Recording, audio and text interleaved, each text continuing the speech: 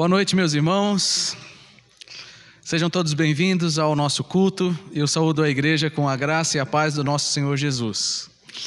Que esse tempo de culto seja um tempo de alegria, de entrega da nossa adoração ao Senhor. E todos nós somos convidados a fazermos parte dessa celebração aí na sua casa, com quem estiver junto com você. Todos juntos vamos adorar o Senhor, agradecê-lo, reconhecer quem Ele é, agradecer por aquilo que Ele faz, refletir na sua palavra, orar. E esse é o nosso propósito. Como igreja, mesmo à distância, vamos nos unir nesse propósito de cultuar o Senhor nosso Deus. Eu queria pedir que a Alicia lesse para nós um trecho do Salmo 33. Ela vai ler, depois ela mesma vai orar, dando início a esse culto, com esse texto que vai nos motivar, vai nos inspirar nesse tempo de louvor e de reflexão. Salmo 33. Amém. Cantem de alegria ao Senhor, vocês que são justos. É apropriado que os íntegros o louvem. Entoem a Ele um novo cântico. Toquem com habilidade e cantem com alegria. Pois a palavra do Senhor é verdadeira e podemos confiar em tudo que Ele faz. Ele ama o que é justo e bom, e o amor do Senhor enche a terra. Como é feliz a nação cujo Deus é o Senhor, cujo povo Ele escolheu para lhe pertencer. Vamos orar? Senhor nosso Deus, nós te louvamos por mais esse dia. Agradecemos, Senhor, pelas tuas obras. Agradecemos pela tua bondade, pela tua graça, a tua misericórdia. Agradecemos porque temos saúde, porque podemos te louvar e podemos te engrandecer e te conhecer todos os dias. Pedimos a Deus que o Senhor esteja neste momento com cada um em suas casas e também conosco aqui. Pedimos a Deus que o Senhor seja conhecido neste culto, que os nossos louvores sejam sinceros e verdadeiros e que nós confiemos em Ti mais a cada dia, Senhor. Nos encha com a Tua graça, a Tua misericórdia e a Tua paz. Assim te peço, em nome de Jesus. Amém. Amém. Então vamos cantar com alegria, como esse salmo nos convida a fazer.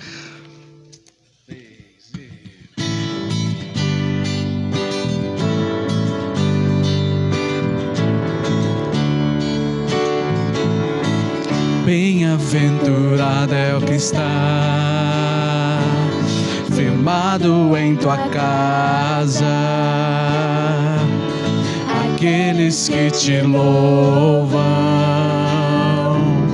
cujo coração está no nosso Deus. Bem-aventurado é o que tem sede da justiça de Deus, aqueles que são filhos da luz, cuja força vem do nosso Deus. Que o teu reino venha sobre nós, queremos tua glória sobre nós. Ouve, ó Deus, nossa oração, Altíssimo, sara essa nação. É o clamor da igreja que te adora.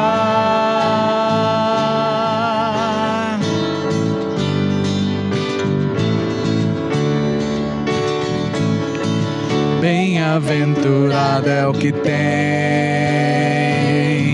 sede da justiça de Deus, aqueles que são filhos da luz, cuja força vem do nosso Deus. Que o teu reino venha sobre nós, queremos tua glória sobre nós. Ouve, ó Deus, nossa oração, Altíssimo, sara essa nação.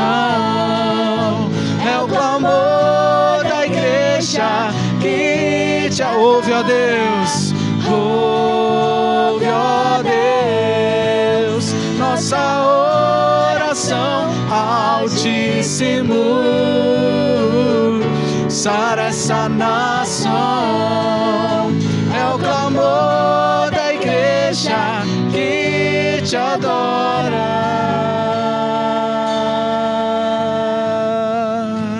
Clamamos ao Senhor que é santo, e é isso que nós vamos declarar. Só tu és santo, só tu és santo, só tu és santo, Senhor. Só tu és santo, só tu és santo, só tu és santo, Senhor. Só tu és santo, só tu és santo, só tu és santo, só tu és santo, Senhor. Ouve, ó Deus, nossa oração, Altíssimo. Sara essa nação, é o clamor da igreja que te adora. Senhor, nós clamamos enquanto te adoramos, e clamamos pelo nosso país, pela nossa nação. Como o Salmo 33 diz: feliz é a nação cujo Deus é o Senhor. E o desejo do nosso coração é que o nosso país fosse um país temente ao Senhor. E para que isso seja possível, é necessário que a tua igreja clame mais, te busque mais, se renda mais diante do Senhor. Por isso nós começamos esse culto te adorando, reconhecendo a tua grandeza e também clamando a tua ação e o teu poder nas nossas vidas em primeiro lugar, na nossa igreja, na nossa cidade e na nossa nação. Amém. Ouve, ó Deus, nossa oração, Altíssimo. Sara essa nação, é o clamor da igreja que te adora. Amém. Adoramos o Senhor, nosso Senhor Jesus, o único Salvador.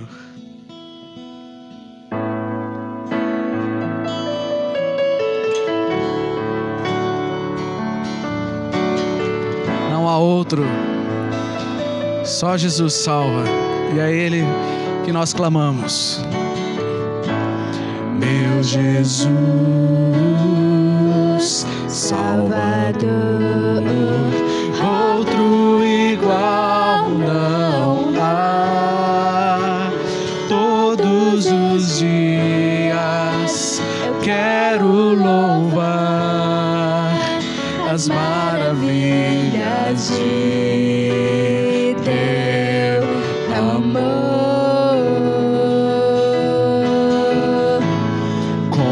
Consolo, abrigo, força e refúgio é o Senhor. Com todo o meu ser, com tudo que sou, sempre te adorarei.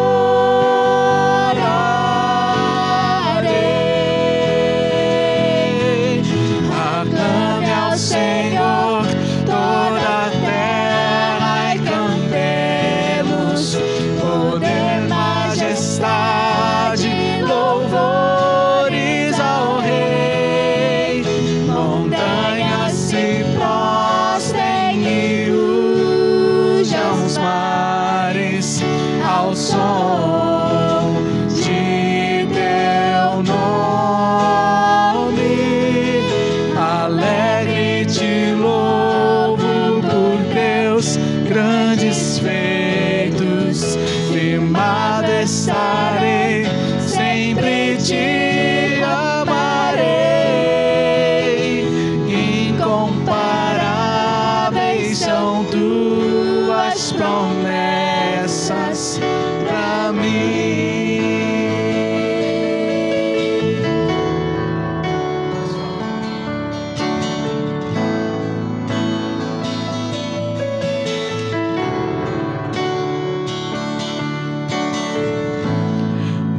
Jesus,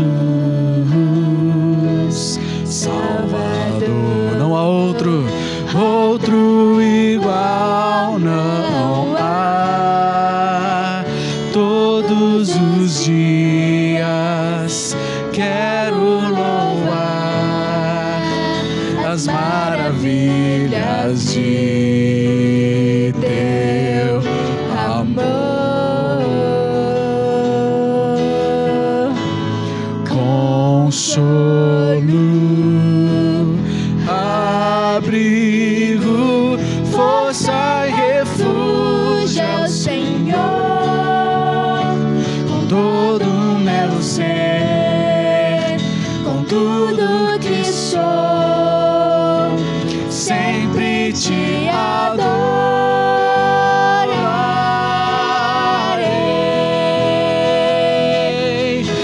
Aclame ao Senhor toda a terra e cantemos poder, majestade, louvores ao Rei.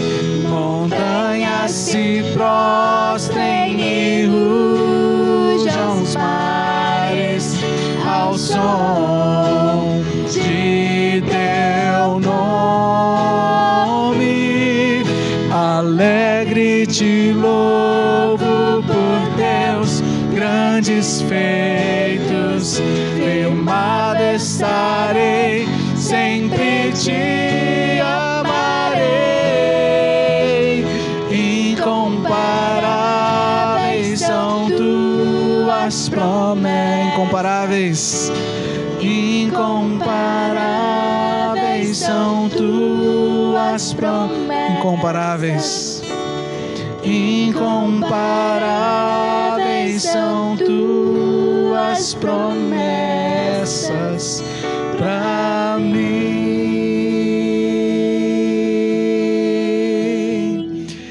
Que bom poder descansar nessas promessas do Senhor. E elas são incomparáveis porque o Deus que as fez é incomparável. Não tem nada a ver com o nosso mérito, mas tem a ver com a fidelidade de Deus. E é por isso que essas promessas de cuidado, de sustento, de companhia de Deus são tão importantes para nós. Nós temos aprendido nesse mês a respeito da adoração presente no livro de Apocalipse. E lá, dentre muitos cânticos que tem um chamado que é o Cântico de Moisés, que aponta para a grandeza de Deus como o Rei das nações, e como os seus juízos são justos e como as suas obras são poderosas. Nós vamos encerrar esse tempo de louvor cantando esse cântico, já voltando o nosso coração e a nossa fé para aquele momento em que o Senhor de fato vai reinar sobre tudo, sobre todos.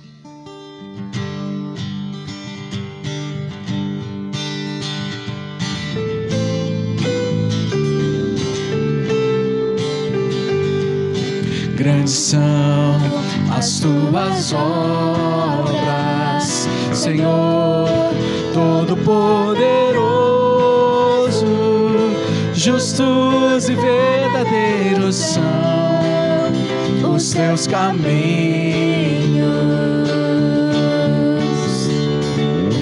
Grandes são as tuas obras, Senhor Todo-Poderoso. Justos e verdadeiros são os teus caminhos. Ó Rei das nações, quem não temerá, quem não glorificará teu nome? Ó Rei das nações, quem não te louvará, pois só teu nome é santo. Ó Rei das nações, quem não temerá, quem não glorificará teu nome? Ó Rei das nações, quem não te louvará, pois só teu nome é santo. Todas as nações virão e adorarão diante de ti, pois os teus atos de justiça se fizeram manifestos. Todas as nações virão e adorarão diante de ti, pois os teus atos de justiça se fizeram manifestos. Ó Rei das nações, quem não temerá, quem não glorificará teu nome? Ó Rei das nações, quem não te louvará, pois só teu nome é santo. Ó Rei das nações, quem não temerá, quem não glorificará teu nome? Ó Rei das nações, quem não te louvará, pois só teu nome é santo. Aleluia, santo, santo, santo é o Senhor, e ninguém se compara ao nosso Deus maravilhoso e poderoso. Louvado seja o seu santo nome. Amém.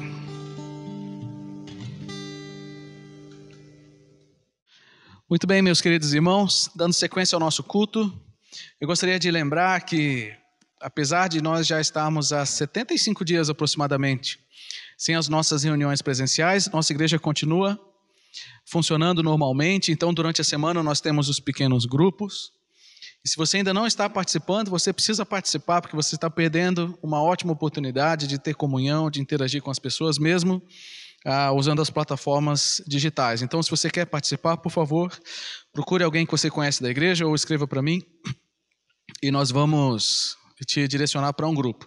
Também, todos os domingos, às 10 horas da manhã, nós temos a Escola Bíblica, também uma plataforma digital. E se você não está ainda nem participando da Escola Bíblica, nem do pequeno grupo, eu quero lembrar que não é porque nós não estamos reunindo presencialmente que, como membros e como participantes da igreja, nós estamos, digamos assim, sem responsabilidade. Não, nós temos compromisso de participar, de estudar, de aprender, de manter comunhão, de orar uns pelos outros, de saber o que está acontecendo. Então, as nossas duas frentes no momento são os pequenos grupos e a Escola Bíblica. Também você pode fazer normalmente a sua contribuição, o seu dízimo, e Deus tem sido muito fiel conosco e tem nos abençoado grandemente nesse tempo. Espero que esteja tudo bem com você, com a sua família, nas questões de saúde, nas questões de trabalho, que tem afetado tanta gente nesses dias, mas eu espero que a boa mão do Senhor esteja sobre você e a sua família. Eu quero te convidar a orar e colocar agora esse tempo de meditação na palavra diante do Senhor. Pai querido, nos abençoa, Pai, nesse tempo de reflexão na Tua palavra, que ela seja de fato luz para o nosso caminho e que possa iluminar o nosso entendimento e nos trazer um novo ânimo na direção da comunhão e do entendimento da Tua vontade para nós. Sê conosco, ó Deus, nesse tempo de reflexão, no nome de Jesus. Amém. Hoje nós estamos encerrando a nossa série de mensagens com ênfase nos cânticos de adoração do livro de Apocalipse. E hoje nós vamos ler algo que está no capítulo 19, então você pode ir abrindo, enquanto eu faço a introdução, capítulo 19, do versículo 1 até o versículo 8. Nós vimos já esse mês que Apocalipse é um livro que nos ensina bastante sobre adoração. Então nós começamos vendo a adoração a Deus, o Criador, Santo, Todo-Poderoso e Incomparável. Depois nós vimos a adoração dirigida a Jesus, o Cordeiro Salvador, e a sua obra de salvação estendida a nós humanos. Também depois nós vimos o cântico e a expressão de adoração a Deus pela manifestação da sua justiça. E quando Deus se move, Ele move de maneira perfeita, justa e santa. E hoje nós chegamos então no nosso último cântico da série. Há outros aqui no livro, mas eu escolhi só 4 para esse mês. E nós vamos perceber no capítulo 19 que é um cântico muito intenso. muito intenso. E ele acontece exatamente antes da vinda visível de Jesus, a segunda vinda de Cristo. Logo ali é um anúncio, logo antes de Jesus voltar, de fato, com os seus santos, com a sua igreja, estabelecer o seu reino e consumar a sua vitória sobre o mal. Aquela vitória que foi anunciada no cântico passado, agora ela está de fato na iminência de se concretizar. Então nós vamos ler do versículo 1 ao versículo 8, durante a nossa reflexão, não vamos ler agora, mas eu queria que você realmente acompanhasse o texto, porque é muito importante que a gente leia o que a palavra nos diz. Então, eu quero começar lendo o versículo 1 do capítulo 19, que vai ser a nossa referência. Todo o desenrolar aqui do texto, ele está baseado aqui no versículo 1. Tá? Então, quero ler Apocalipse, capítulo 19, versículo 1. Preste bem atenção e vamos ler juntos. Depois disso, ouvi algo semelhante ao som de uma grande multidão clamando: Aleluia! Salvação, glória e poder pertencem ao nosso Deus. Está aqui o enunciado principal do nosso texto, do nosso cântico de adoração. E começa com a palavra aleluia. Aleluia. E aleluia é uma expressão hebraica, inicialmente, que significa Deus seja louvado, mas em todas as línguas a gente usa essa mesma expressão, aleluia, e que significa Deus seja louvado. Então é de fato talvez a expressão de louvor mais completa. Aleluia, Deus seja louvado. E essa palavra, apesar dela ser uma palavra muito comum no contexto cristão, ela só aparece em 2 lugares na Bíblia. No livro dos Salmos, que é um livro clássico de louvor e de adoração, e o outro lugar que ela aparece é justamente em Apocalipse, e justamente no capítulo 19 que nós estamos lendo hoje. Aparece muitas vezes nos Salmos e aparece outras 4 vezes somente na Bíblia toda, e essas 4 vezes estão aqui. Então esse cântico, ou essa expressão de louvor do capítulo 19 é de fato algo muito, muito importante e muito intenso. Então, como eu disse no início da série, é até surpreendente para muita gente que o livro de Apocalipse seja um livro tão cheio de adoração. Tanta gente tem medo e fica tão confuso quando lê o Apocalipse. Mas, na verdade, é um livro tão maravilhoso que nos ensina tanto sobre adoração. E essa tem sido a nossa ênfase nesse mês. E a adoração que está descrita aqui, enunciada por esse chamado à adoração, aleluia, indica 3 coisas. Deus seja louvado pela salvação, pela glória e pelo seu poder. É isso que o texto diz, aleluia, salvação, glória e poder pertencem ao nosso Deus. Tem até uma música antiga que era exatamente isso. E é esse o tema aqui da nossa reflexão. Deus precisa ser louvado pela sua salvação, pela glória e pelo poder. A obra de salvação deve despertar em nós gratidão. O reconhecimento da glória deve despertar reverência. E o reconhecimento do poder de Deus deve despertar confiança. Isso que disse William Barclay.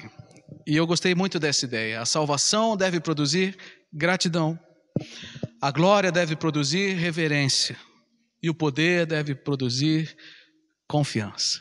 Aleluia. Deus seja louvado por todos esses pontos. E é isso que nós vamos descobrir que o texto está nos ensinando. É exatamente essa sequência do texto, e vai aparecer mais vezes aqui a palavra aleluia, que vai ser a nossa referência em cada ponto. Salvação, glória e poder. Mas é interessante que o texto ele explica esses pontos na ordem ao contrário. Ela começa pelo poder, depois a glória e termina com a salvação. E em cada um desses setores, cada parte aqui do texto tem a palavra aleluia, nos mostrando que é de fato tudo isso movido e com foco na adoração. Então vamos começar. Depois desse enunciado de que Deus deve ser louvado, vamos ler agora o versículo 2 e o versículo 3, que mostram para nós que Deus deve ser louvado pelo seu poder. Versículo 2 e versículo 3. Seus julgamentos, os julgamentos de Deus, são verdadeiros e justos.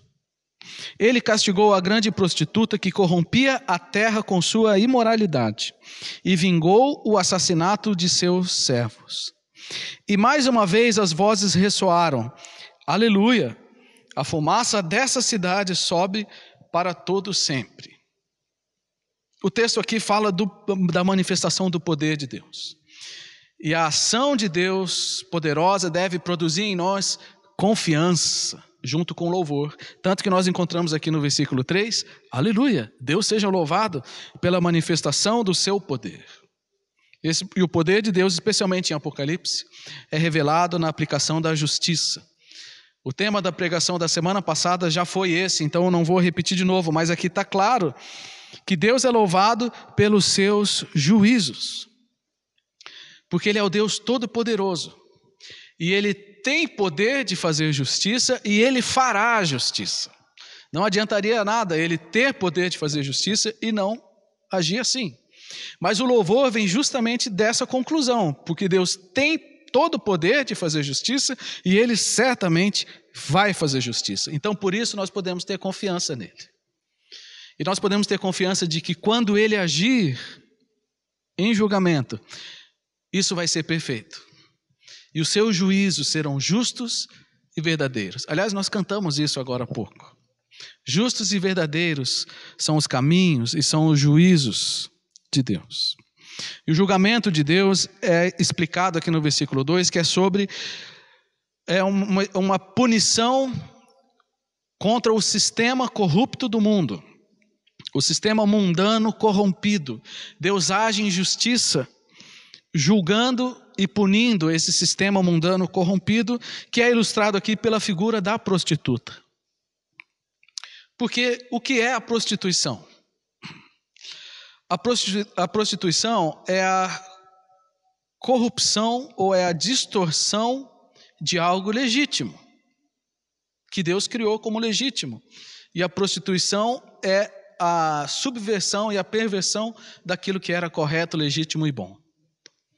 Então, por isso que a figura aqui descrita é a figura da prostituta, porque é alguém que corrompe aquilo que era legítimo. Deus criou o mundo bom e perfeito. Lá em Gênesis nós vemos que diz que Deus, quando viu a sua criação, diz que tudo era bom. Mas o homem corrompeu aquilo que era legítimo. O homem perverteu aquilo que era legítimo, inclusive o relacionamento com Deus. Então, por isso Deus, como justo juiz, Ele não pode deixar de julgar a rebelião do homem. Imagine só, apesar da humanidade rechaçar tanto o juízo de Deus, na verdade é exatamente o contrário. Se Deus é justo, Ele não pode jamais deixar de punir o mal e de julgar a corrupção humana. E é exatamente por isso que Ele deve ser louvado, porque Ele vai fazer isso. Ele vai fazer isso. No versículo 3, aparece a palavra aleluia, dizendo que Deus é louvado porque esse juízo é perfeito e a fumaça representa aqui a destruição do sistema mundano, a destruição do mal. Essa fumaça sobe para todo sempre. Essa aqui é uma frase forte, é terrível. E que assusta muita gente, incomoda muita gente, a ideia de uma punição e de um castigo eterno. Mas a gente precisa pensar o seguinte, que é algo que eu sempre digo. Se a ofensa da humanidade contra Deus é uma ofensa contra um Deus eterno, significa que essa ofensa tem consequências eternas. Porque o peso da ofensa sempre depende da dignidade do ofendido. Vou dizer de novo. O peso da ofensa, ela sempre depende da dignidade do ofendido. Então, se quem foi ofendido com o pecado foi Deus, que é eterno, então o peso dessa ofensa também é eterno. Então não tem outro jeito da justiça ser feita, senão uma penalidade igualmente eterna. Só que muita gente rejeita e luta contra essa ideia de uma punição eterna.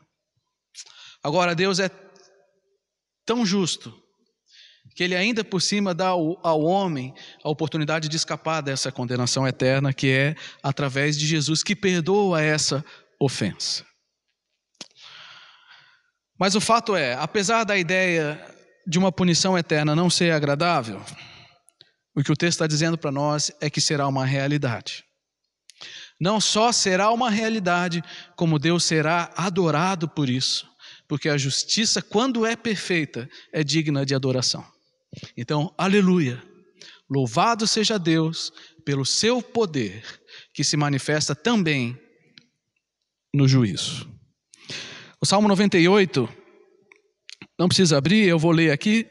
O Salmo 98 diz para nós o seguinte, já uma promessa antiga. Os rios batam palmas, os montes cantem de alegria diante do Senhor. Aqui um contexto de adoração. Pois ele vem julgar a terra. Julgará o mundo com justiça e as nações com imparcialidade. Olha só que interessante, desde os Salmos, o juízo de Deus nunca está separado da adoração. E é isso que esse texto está nos ensinando. Deus vai ser louvado e deve ser louvado pelo seu poder manifestado através da sua justiça. A segunda lição que nós temos aqui é com respeito à glória de Deus, porque o versículo 1 dizia, né? Deus seja louvado, aleluia, salvação, glória e poder. Já falamos sobre o poder, vamos falar sobre a glória de Deus agora. E o reconhecimento da glória de Deus deve produzir em nós reverência. Vamos ler agora capítulo 19, versículos 4 e versículo 5. Diz assim: Então os 24 anciãos e os 4 seres vivos se prostraram e adoraram a Deus, que está sentado no trono, e disseram, Amém, aleluia. E do trono veio uma voz que dizia, Louvem nosso Deus todos os seus servos, todos os que o temem, pequenos e grandes. Uma ordem e o convite para o louvor aqui. Esse texto nos lembra da glória de Deus, porque a gente encontra aqui os 24 anciãos e os seres viventes que têm nos acompanhado por toda a série, por praticamente todos os capítulos de Apocalipse que existe adoração a Deus. Os 24 anciãos e os seres vivos ou seres viventes estão envolvidos aqui. E eles sempre se prostram. E se prostrar é uma atitude de reverência. É uma atitude de reverência. Aleluia. Louvem ao Senhor, se prostrem. Louvem ao Senhor com reverência. É bem diferente do que acontece hoje, às vezes, quando a gente vê alguém determinando, ou acha, né, que está determinando o que Deus tem que fazer. Exigindo coisas de Deus. Eu me lembro uma vez um pastor que estava pregando e falou assim, se Deus não fizer isso com tal pessoa, eu não sou um homem de Deus. Não combina esse tipo de atitude com uma ideia de reverência diante de Deus. Se na presença gloriosa de Deus, os 24 anciãos e todos aqueles que estão lá se prostram, é isso que nós temos que fazer. Porque o reconhecimento da glória de Deus precisa produzir em nós reverência. E logo na sequência nós vemos uma conclamação no versículo 5, de uma voz que sai do trono dizendo, louvem ao Senhor todos os seus servos, grandes e pequenos. Aqui uma conclamação ao louvor universal de todos os servos. Porque a adoração é a resposta natural daqueles que compreendem a glória de Deus. A compreensão de quem Deus é sempre deve produzir uma resposta de adoração reverente. E nós começamos esse culto lendo o Salmo 33, versículo 1, que diz, cantem de alegria ao Senhor, e aos retos fica bem o louvor. Aos retos fica bem louvar a Deus. Ou seja, aqueles que temem ao Senhor devem louvar ao Senhor. Em outras palavras, tem uma coisa que combina bem com os crentes. Tem uma coisa que combina muito bem com quem teme a Deus, o louvor. É isso que o Salmo 33 está dizendo: aos retos fica bem louvá-lo. E aqui em Apocalipse nós vemos um convite: louvem ao Senhor todos vocês que temem ao Senhor. Então, gente, se tem algo que a gente tem que fazer e que é muito apropriado, é adorar reverentemente ao Senhor, mas sempre com alegria também. E é tão bonita essa expressão final aqui do versículo 5, que diz grandes e pequenos. Aparece por mais vezes no livro de Apocalipse, mas nesse ponto específico aqui, falando daqueles que temem ao Senhor, grandes e pequenos, é simplesmente a ideia de que Deus não tem favoritos. E que todos que hoje adoram ao Senhor, e que todos que vão adorar ao Senhor na eternidade, só vão poder fazer isso por uma única razão: a graça de Deus. A única marca que nós vamos levar por toda a eternidade é a marca da graça de Deus. Então, quando nós lemos aqui grandes e pequenos adorando ao Senhor, é porque a graça está colocando todo mundo de maneira igual. Isso envolve um doutor, isso envolve um operário, envolve uma faxineira, envolve um empresário de sucesso, envolve um professor de Bíblia de 30 anos que ensina no seminário, e envolve um jovem, um adolescente que acabou de se converter agora. Diante de Deus, a graça iguala a todos. Tito capítulo 2, versículo 11 diz assim: a graça de Deus se manifestou salvadora a todos os homens. Esses títulos que eu citei aqui, essas posições, talvez façam diferença para nós, homens. Mas na presença de Deus, a única coisa que importa é a graça e o próprio Deus. E sabe, gente, quando Deus é o centro da adoração, a posição humana perde todo o valor. E isso a gente já pode praticar desde agora. A igreja tem que ser um lugar onde todos são enxergados, são vistos pela marca da graça, não pela sua posição social, pelo seu título, seja lá o que for. Porque na presença de Deus, grandes e pequenos estão focados em uma só adoração: Deus. Então, quando a gente fala do povo de Deus, daqueles que temem a Deus, nós somos automaticamente levados para o último ponto, que tem a ver com a salvação. Então, nós falamos sobre adoração ao poder de Deus. Aleluia. Louvem ao Senhor pelo seu poder, pela sua glória, aleluia. É isso que dizem os 24 anciãos: amém, aleluia, louvem ao Senhor. E a última parte do texto nos ensina a adorar a Deus pela sua salvação, que tem a ver com o seu povo.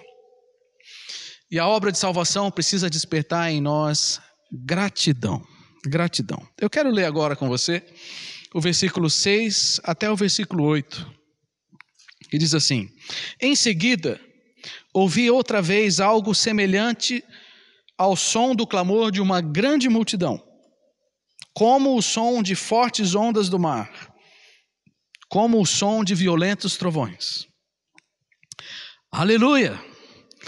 Porque o Senhor nosso Deus, o Todo-Poderoso, reina. Alegremo-nos, exultemo-nos, e a Ele demos glória, pois chegou a hora do casamento do Cordeiro, e a sua noiva já se preparou. Ela recebeu um vestido de linho mais fino, puro e branco. Ela recebeu um vestido, deixa eu ler de novo o versículo 8. Ela recebeu um vestido do linho mais fino, puro e branco. Aqui está falando da salvação. Está falando da salvação. Começa assim o trecho final: aleluia, louvem o Senhor, porque o nosso Deus Todo-Poderoso reina. Reina. E como eu disse, esse texto ele antecede a vinda de Jesus e a manifestação do seu reino. E nós entendemos que a manifestação do reino de Deus, na verdade, é um contraste com o reino dos homens. O reino de Deus, de justiça, de paz, de alegria, de prosperidade, em contraste com todos esses anos da história humana em que foi o reino dos homens. O reino de Deus é o reino de salvação, o reino de vida, em contraste com o reino dos homens, de pecado e de morte. Então Deus é louvado por isso. Mas o que isso tem a ver com salvação? É que a salvação é justamente o resgate de algumas pessoas do reino dos homens para o reino de Deus, do reino da morte para o reino da vida. E é por isso que Deus é louvado, porque Ele é todo-poderoso, inclusive, para salvar. E como nós vimos adiante, aparece o Cordeiro e a sua noiva, que eu vou explicar daqui a pouco. Mas o livro de Colossenses, logo no início, no capítulo 1, fala desse resgate. Porque diz que em Jesus nós somos resgatados do reino das trevas e somos transportados para o reino do Filho amado de Deus. Então, a gratidão precisa existir no coração de quem foi resgatado. É por isso que eu disse que a salvação deve produzir gratidão.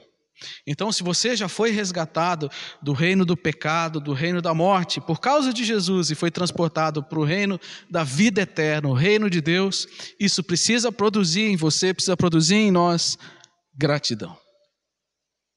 E essa deve ser a resposta de todos os salvos, que nesse texto aqui é descrita como a noiva de Cristo, que é a igreja, que são todos os salvos. A igreja é chamada de noiva de Cristo diversas vezes lá no Novo Testamento.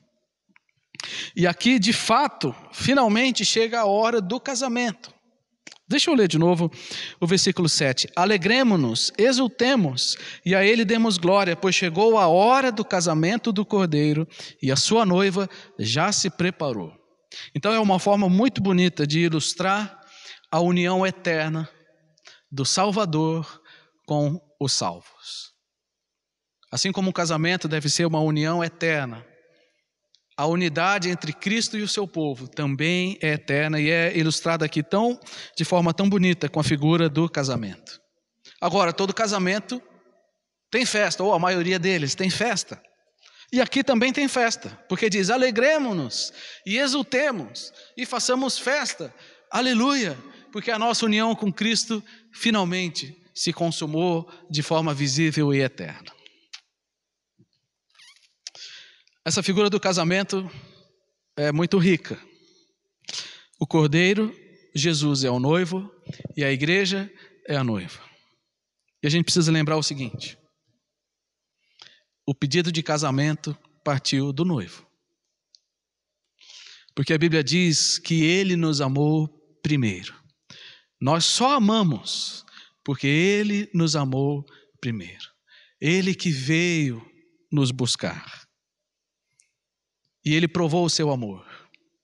Romanos 5,8 diz que Ele provou o seu amor morrendo na cruz.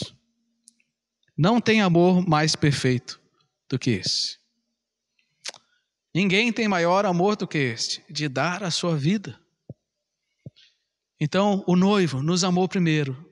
Nós não éramos uma noiva bonita e atraente, ou um candidato à noiva, ou candidatos à noiva. Não, éramos rebeldes, inimigos, impuros. Mas Ele veio e demonstrou o seu amor. E Efésios capítulo 5 diz que Cristo se entregou pela igreja para a purificar. E é exatamente essa descrição que nós temos aqui. Porque a noiva, a igreja, recebeu um vestido do linho mais fino, puro e branco. Então Cristo fez o convite de amor, comprovou o seu amor e purificou a igreja. E essa purificação é obra exclusiva de Cristo. Eu quero ler um texto tão bonito do livro de Tito, capítulo 3, versículo 4, versículo 5, que diz assim: quando Deus, o nosso Salvador, revelou a sua bondade e o seu amor, Ele nos salvou, não porque tivéssemos feito algo justo, mas por causa da sua misericórdia, Ele nos lavou para remover nossos pecados, nos fez nascer de novo e nos deu nova vida por meio do Espírito Santo. Esse é o amor do noivo por alguém que não merecia esse amor. mas que foi transformado na sua noiva amada e purificada. Não porque nós tenhamos feito algo justo, mas porque Ele nos amou. Está vendo como tem que ter gratidão no nosso coração? Como a gente pode não agradecer um amor assim? Como a gente pode fazer pouco caso de um amor tão perfeito e tão completo? O noivo fez a sua parte perfeita, tanto que no final ele disse: está consumado. A obra de amor foi perfeita. Agora a noiva precisa reagir. Agora a noiva precisa responder ao amor do noivo. Imagine só, diante de um amor tão perfeito e diante da proximidade do casamento, que é o que está anunciado aqui, diante da proximidade do casamento, está chegando. Agora a noiva precisa se preparar para esse dia. A noiva precisa se preparar para o encontro com a noiva. O compromisso com Cristo já está selado, mas o encontro ainda não se consumou. É o que o texto está dizendo, que é nesse momento que vai se consumar a união eterna de Cristo com a sua igreja. E o texto nos dá a indicação aqui de que a melhor forma da noiva se preparar para esse dia é vivendo uma vida justa. Porque aqui o versículo 8 termina dizendo que o linho fino, a roupa bonita da igreja, representa os atos justos do povo santo. Então nós temos a parte do noivo completada perfeitamente. Agora nós temos a parte da noiva, que precisa responder com dignidade ao amor do noivo. Já pensou que terrível? Uma noiva distraída e relaxada. O noivo também, né? Mas não é o caso aqui. Uma noiva que não se importa se o casamento está chegando ou não. E não se importa com a preparação e como ela vai chegar lá, tanto faz. Qualquer hora a gente casa aí. Não é assim que acontece, né, gente? Até no nosso dia a dia, quando um casal de noivos finalmente marca a data, aí a gente começa a ver foto. Agora faltam 2 anos, aí falta 1 ano, aí mais foto, mais quadrinho, mais figurinha. Aí agora faltam 6 meses, daqui a pouco faltam 90 dias. E as coisas vão ficando animadas nas redes sociais, nas fotos e tudo mais. Por quê? Porque tudo que um casal de noivos quer é que chegue o dia do casamento. Imagina que os noivos vão fazer pouco caso desse momento, nem em termos de expectativa, nem em termos de preparação. Então, como igreja, nós não podemos ser uma noiva relaxada e distraída. Pelo contrário, diante do amor perfeito do noivo, nós precisamos responder a isso de todo o coração, vivendo uma vida justa. Uma vida de obediência honra o noivo. Uma vida de desobediência é uma afronta a quem fez tanto e demonstrou um amor tão perfeito. É por isso que para nós cristãos, o evento mais esperado da nossa vida precisa ser um encontro com o Senhor. Não pode ter nada que ocupe mais o nosso coração em termos de expectativa do que o encontro com o Senhor. Por isso que eu acho muito estranho crentes que vivem com a cabeça aqui, com os pensamentos aqui, os seus sonhos são todos sonhos terrenos, os seus investimentos são todos investimentos terrenos. Isso é uma noiva distraída e relaxada. O cristão, ele precisa ansiar e precisa, no seu coração, desejar ardentemente o dia do encontro com o seu Senhor, o Salvador. Assim como o noivo e a noiva aguardam o dia do casamento. Não tem como a gente pensar em tudo isso sem pensar em qual tem sido a nossa contribuição com a beleza da noiva. De que maneira a sua vida e as suas decisões e as suas atitudes têm colaborado para que a igreja seja uma noiva mais e mais bonita?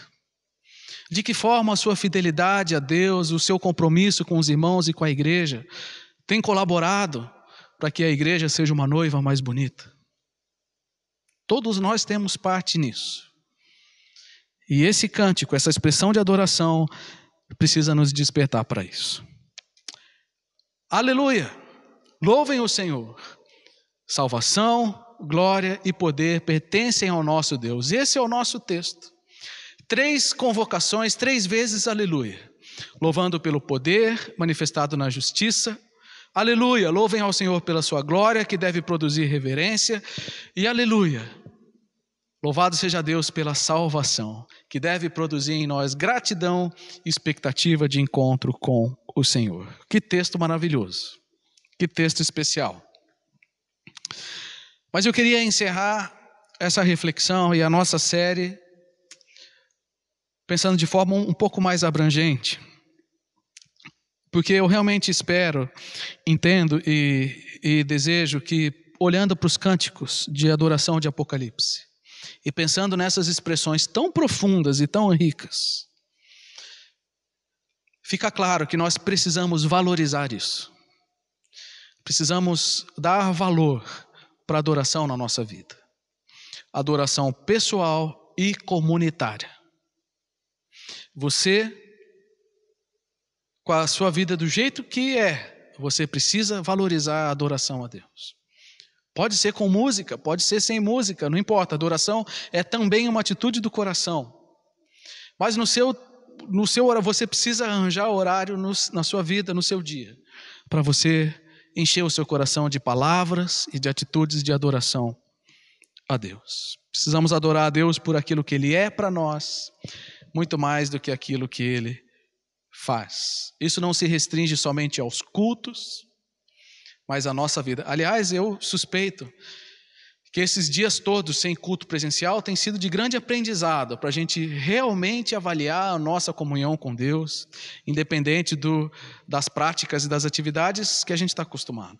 Agora a responsabilidade é muito mais de cada um mesmo, pessoal, inclusive no valor que nós devemos dar à adoração. Um outro ponto dentro dessa aplicação final, além do valor, uma lição clara que nós aprendemos aqui no livro de Apocalipse com relação à adoração, é com relação ao conteúdo da adoração. E o que nós percebemos aqui é que Deus é adorado por aquilo que Ele é e pelos seus atributos, pelas suas ações. E se nós adorarmos a Deus e o louvarmos, baseados nisso, nós não vamos errar. Se nós declararmos ao Senhor como Ele é santo, tendo entendimento, como Ele é poderoso, reconhecendo aquilo que Ele faz, tenho certeza que nós não vamos errar. Gente, o centro da adoração é Deus, foi isso que ficou claro. Não é o homem. Infelizmente hoje a gente encontra não só músicas, mas muito pensamento centrado no homem, em que o homem pode tudo e que o homem merece tudo e que Deus tem que fazer tudo pelo homem. Não, Deus pode nos encher de bênçãos e derramar bênçãos sem medida sobre nós. Mas o foco da adoração não somos nós, o foco da adoração é Deus. E o conteúdo da nossa adoração deve incluir as próprias qualidades de Deus. E o último ponto da aplicação aqui, pensando em todos os cânticos, é a questão da expressão ou da expressividade. Porque realmente me chama bastante atenção como as coisas são intensas aqui. Eles se prostram, eles clamam em alta voz, eles cantam, eles falam, é sempre uma multidão, é sempre em voz alta, não é aquela coisa assim sem graça de qualquer jeito. Não, é uma coisa intensa de todo o coração. E nós também precisamos aprender isso. Nós precisamos adorar o Senhor, aprender a adorar o Senhor de todo o coração. Davi, que foi o homem segundo o coração de Deus, tem um texto que diz que Davi se alegrava e dançava e cantava diante do Senhor com todas as suas forças. Nós precisamos fazer isso. Cada um com o seu jeito e com a sua personalidade. Mas nós não podemos dar nada menos do que o nosso melhor para o Senhor. O valor da adoração, o conteúdo da adoração e a forma como nós expressamos. É isso que o livro de Apocalipse nos ensina. Um livro cheio de lições sobre adoração. Talvez tenha sido surpreendente para muita gente o tanto de cânticos e de expressões tão bonitas que nos ensinam tanto sobre adoração. Que bênção ler e refletir sobre tudo isso. Mas me permitam uma última reflexão. Porque não é possível nós lermos o livro de Apocalipse, como nós acabamos de ler como igreja essa semana. E não é possível ler o Apocalipse e achar que a vida pode ser uma brincadeira. Não é possível ler o Apocalipse e todas essas promessas de juízo, de recompensa, de ação de Deus, de intervenção de Deus. Não é possível ler tudo isso e achar que nós podemos viver de qualquer jeito. Então, essa última reflexão, ela é, na verdade, uma chamada de atenção sobre a forma como nós temos vivido. Isso, de certa forma, está bem claro aqui no livro de Apocalipse, sobre cada um, sobre a forma como cada um deve viver, porque Jesus disse: eu venho sem demora, eu venho logo para julgar, para recompensar. A Bíblia diz que nos últimos dias, os homens seriam insensíveis, desafeiçoados, em outras palavras, insensibilidade espiritual e frieza espiritual. E é chocante perceber como existe tanta gente que eu gosto de chamar cristianizada, gente que tem os costumes cristãos, tem alguns valores cristãos, até participa da igreja, às vezes até participa bastante da igreja durante bastante tempo, mas o coração efetivamente não mudou. Então ela está no meio cristão, ela é uma pessoa cristianizada, mas ela não é uma pessoa mudada e convertida, que o coração é sensível ao Espírito Santo, que ouve o conselho da palavra, que se entristece com o pecado, que busca a santidade. Como tem gente assim e como isso é chocante. E ler o Apocalipse precisa nos tirar dessa insensibilidade. E eu realmente espero que essas reflexões que nós tivemos durante esse mês, não só sobre a adoração, mas sobre a eternidade, possam nos despertar e possam nos encorajar a vivermos uma vida correta aos olhos de Deus. Que honre ao nosso Deus, que edifique a sua noiva e que traga glória ao nome de Deus eternamente. Que o Espírito Santo possa falar ao seu coração, possa falar ao nosso coração, nos despertando de qualquer frieza espiritual e nos levando a um temor a Deus mais vivo e mais verdadeiro, sabendo que o Senhor está às portas e que Ele pode voltar a qualquer momento e que Ele não pode nos encontrar despreparados, distraídos, relaxados. Nós somos salvos sim, mas mais do que isso, precisamos honrar o Senhor com a nossa vida. E que essas mensagens, e que a mensagem do livro de Apocalipse, de adoração, de expectativa e de preparação, possa fortalecer a sua fé a cada dia. Eu quero orar com você e depois nós vamos cantar uma música entregando a nossa vida como uma oferta viva no altar do Senhor. Vamos orar. Pai querido, nesse momento visita cada pessoa que está assistindo esse culto. Que o Teu Espírito Santo possa falar ao coração de cada um e trazer um despertamento para a importância de vivermos uma vida digna do Senhor. Uma vida séria, cheia de temor, de compromisso e de responsabilidade. Desperta, ó Deus, aqueles que estão sonolentos na sua fé.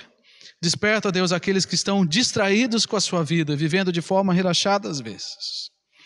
E que haja no nosso coração, que haja na nossa igreja, que haja na vida daqueles que estão assistindo esse culto, um despertamento para um compromisso vivo, santo e agradável ao Senhor, que é o nosso culto, que é o foco da nossa adoração. Essa é a nossa oração e o nosso desejo de vivermos a cada dia andando com o Senhor, colocando a nossa vida no Teu altar, caminhando contigo, enquanto o Senhor não vem. Mas enquanto o Senhor não vem, nós queremos encher o nosso coração de expectativa, de fidelidade ao Senhor. Porque o Senhor é um Deus tão maravilhoso, a quem nós oramos e a quem nós adoramos em nome de Jesus. Amém.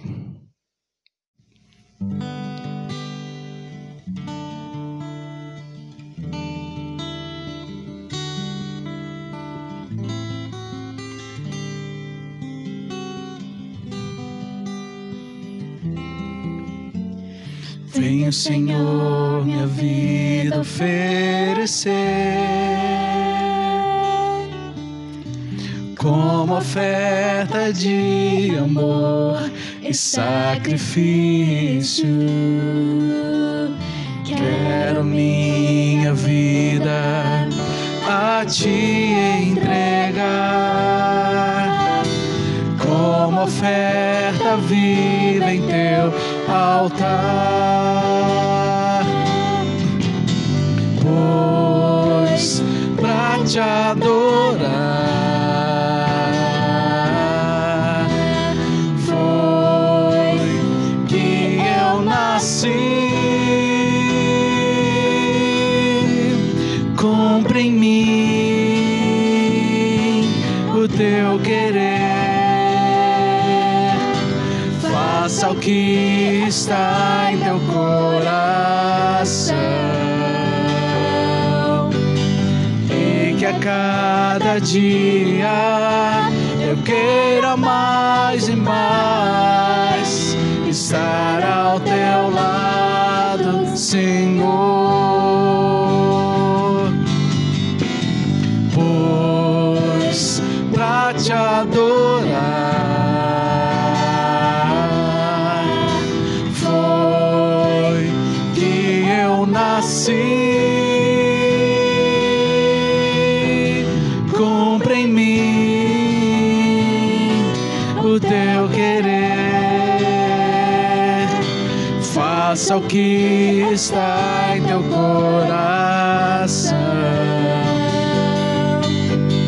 e que a cada dia eu queira mais e mais estar ao Teu lado, estar ao Teu lado, estar ao Teu lado, Senhor.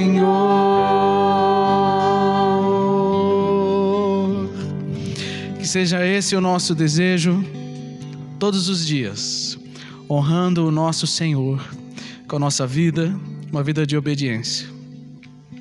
E que a graça do Senhor Jesus, o amor de Deus o Pai, e a consolação e a comunhão do Espírito Santo sejam sobre nós todos os dias, até que o Senhor volte.